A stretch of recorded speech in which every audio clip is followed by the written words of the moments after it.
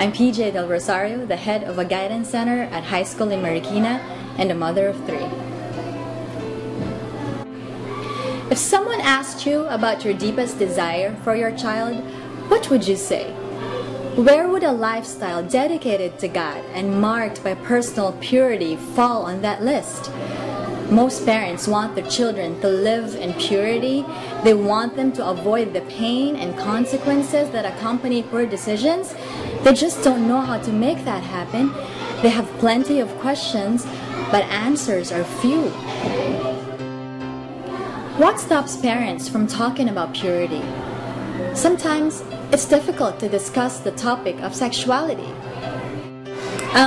As a parent myself, I think it's very common that parents want to guard their image before their children, that they would want sort of a perfect image. Sad to say, but as a parent, sometimes I feel scared to say the wrong answer or to advise something that's possibly in the middle, like in a gray area.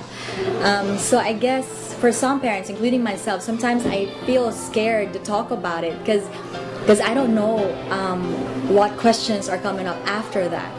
Like, is my daughter gonna ask me more questions about my past maybe, or how I did it in the past, and how is that gonna come into the open? Will I be able to resolve it in her mind, or would actually that lead to more confusion in her mind? So I think it's very critical. It's very critical for parents to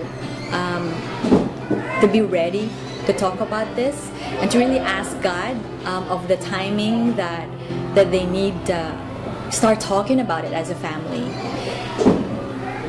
And I think it takes a lot of prayers, guidance of the Lord, because it's very sensitive as a parent.